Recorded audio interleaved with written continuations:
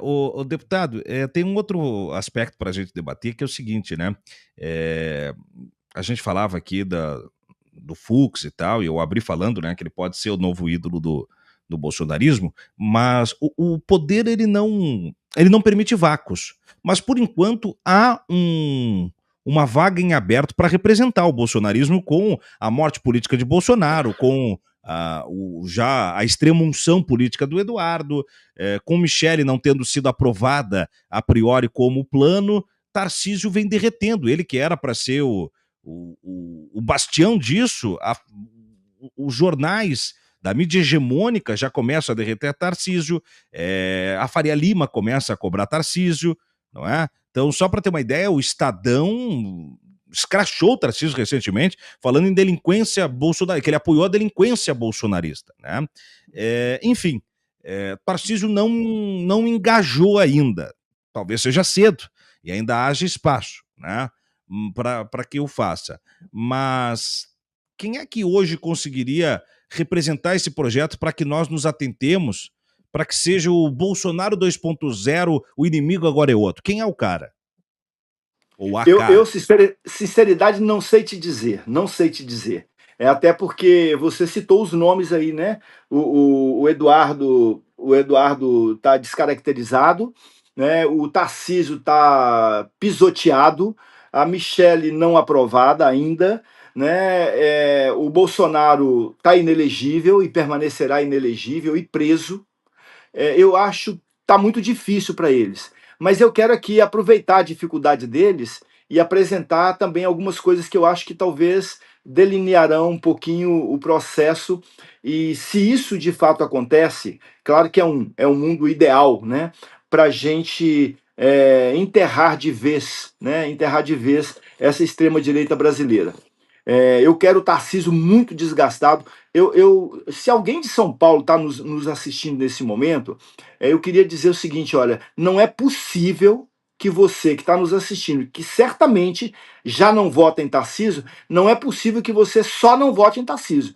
Você deve não votar em Tarcísio e fazer uma campanha ferrenha para desmoralizar esse filhote de Bolsonaro, esse filhote da extrema-direita, que é o Tarcísio de Freitas. E aí, nesse sentido, eu quero dizer também aqui para o Rio de Janeiro.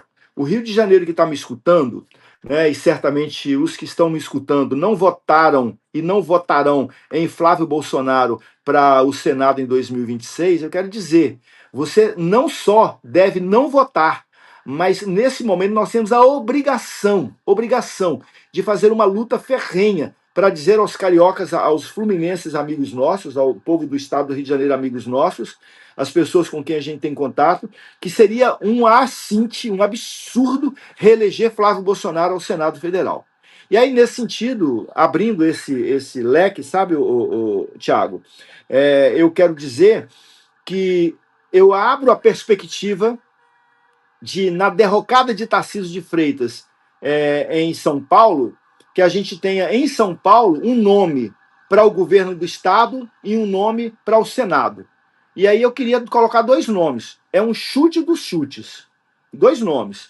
Eu acho Hum. que o ministro Alckmin está cumprindo um papel importantíssimo, já foi governador de São Paulo, e seria um caminho bom para termos um diálogo com o paulistano e com o paulista para a eleição de Alckmin em São Paulo, e o ministro Haddad é candidato ao Senado por São Paulo. Porque nós temos, não podemos nos esquecer, a gente tem um momento pós-Lula. Lula é candidato em 2026, vai vencer as eleições, a gente vai lutar muito por isso, é nossa tarefa número 1, mas em 30 Lula não estará mais nas urnas. Então tem o pós-Lula, a gente tem que preparar, continuar preparando quadros, e tem quadros aí, eu não vou citar agora, porque as pessoas podem até tentar antecipar 2026. 2026 está resolvido, se Deus quiser, Lula será nosso candidato. E aqui, no Rio de Janeiro, a gente precisa eleger Benedita da Silva, para a Uhum. gente poder dar uma cara ali no Senado de alguém que tem compromisso com essa pauta que nós temos. Então, eu não vejo, não, a sua pergunta, infelizmente, vai ficar sem resposta. Eu não vejo quadro colocado por eles. Porque, imagina, vamos pensar no. Eles são tão loucos, né? Ciro Nogueira, vamos pensar nas lideranças dele que vão para o palanque e soltam todas as cobras e lagartos pelas bocas?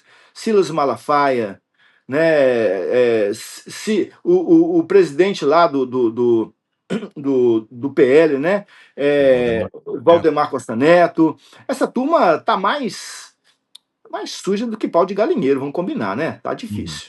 Então não dá. Muito bom. Não tenho resposta para sua pergunta, Thiago, não tenho. Não, mas não é uma pergunta fácil mesmo e a resposta mais complexa aí, né? Deputado, aliás, sobre o PL foi novamente alvo a partir da decisão do ministro Alexandre de Moraes, da batida da Polícia Federal, e já havia sido outras vezes. Esse é um terreno agora sensível de tocar, né, nesse assunto, pelo seguinte: eu tenho todo o cuidado, né? Ao mesmo passo que eu vejo o PL como uma estrutura física e institucional do que eu chamo de sindicato do crime, porque permanentemente está com a Polícia Federal tentando fazer o desdobre dos fatos criminais do golpismo, e o PL sempre surge como base, né? E aí, ao mesmo passo que uma parte de mim fala e grita por alguma ação contra o partido, né, que o partido fosse responsabilizado, uma outra parte se preocupa, né, com o perigo da criminalização do partido, sob risco disso criar uma jurisprudência que possa se verter depois para uma perseguição e até aquela retomada, né, de uma tentativa de clandestinar partidos ali na frente e tal. Mas como é que o senhor vê hoje essa estrutura? Porque, de novo, corrupção não é pertinência de um único partido. Historicamente, a gente sabe pelo contingente que se tem, vai ter em diversos partidos e tal. Mas o PL em si vai para além da corrupção. A corrupção metástica da política tem que ser combatida, mas ela mais ou menos lida como uma estrutura apartidária, né? Só que o golpismo de Estado, ele está calacrado num partido, é o Partido Liberal. Não que outros não tenham pertencentes a isso, mas o Partido Liberal está sendo a base, né, institucional disso. Deve ser punido, pune-se o CPF, mas preserva-se o CNPJ. Como é que o senhor vê, deputado? Eu não sei, Thiago, porque tem muitas ferramentas que a justiça brasileira deverá usar para decidir o que fazer com o Partido Liberal. Primeiro, a articulação deles no Congresso Nacional é tão bizarra. Eu vou te dar três exemplos do líder do PL, deputado pelo Rio de Janeiro, e vou falar aqui o nome porque eu já falei isso na tribuna, então Uhum. não incorro em nenhuma improbidade. O líder Sócrates Cavalcante, ele apresentou um projeto, aliás, um requerimento na Comissão de Relações Exteriores e Defesa Nacional. Guarda, viu, Tiago, essa expressão, defesa nacional. A comissão é de defesa nacional.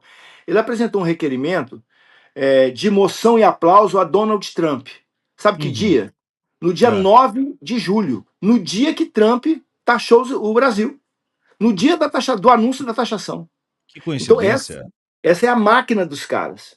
O mesmo deputado apresenta um projeto de lei dizendo que é um absurdo que que os deputados tenham direito a 4 meses de licença sem remuneração, que é o que tem o Eduardo Bolsonaro, terminou agora no dia 20, 4 meses, e o servidor público possa ter 3 anos de licença sem remuneração. Então tem que igualar com o servidor público. Olha o discurso. Olha o discurso. Servidor público trabalha 30 anos, 40 anos. O mandato parlamentar tem 3 anos. Quer dizer, o camarada pode ser eleito e licenciar-se por 3/4 do mandato? Então, ele pede lá uma dilação de prazo, inicialmente que seria a licença estendida por mais um período, que seria mais 120 dias. Mas ele usa como exemplo os 3 anos do servidor público, da possibilidade. Esse é um segundo elemento.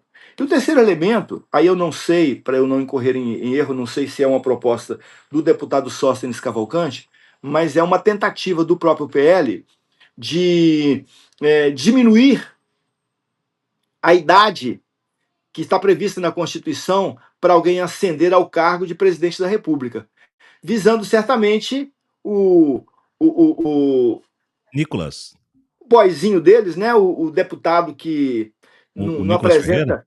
apresenta, o Nicolas Ferreira não apresenta absolutamente nada de produção Nada, legislativa, né? Só nada. vive de redes sociais na mentira, e um cara desqualificado, sabe? Desqualificado. Muito mesmo. Comandou a comissão de educação, da qual fui membro no ano de 2024, e não produziu absolutamente nada, apenas usou a comissão para fazer moção de repúdio a professores e professoras pelo Brasil afora. Um deputado do baixíssimo clero. Infelizmente, Minas Gerais, que é o estado onde eu nasci, o estado que amo também, produz políticos dessa categoria, tendo produzido em outras épocas políticos que, né, de direita também, e tudo, do campo democrático, do campo de esquerda, mas também de direita, não tem problema, mas que tinham diálogo, que conversavam. Então, essa é a história do PL. Agora, eu acho que talvez a punição do PL ela se dará por dois movimentos. Primeiro, alguns indícios. Alguns indícios. O PL está financiando, estou perguntando, hein, não estou afirmando. O PL está financiando com recurso do fundo partidário o Eduardo Bolsonaro nos Estados Unidos? É uma pergunta que a Justiça do Brasil tem que fazer e tem que investigar. Uma outra pergunta. Estará o PL, pergunta, hein? Pergunta. Estará o PL no enriquecimento ilícito por informação privilegiada sobre a taxação do dia 9 de julho? São duas perguntas. Uhum. E aí, essas duas perguntas respondidas, Tiago, elas darão à justiça brasileira ferramentas, né? Ferramentas, leituras, para a justiça brasileira dizer se é CNPJ ou se é CPF. Maravilhoso, muito, muito bom, deputado.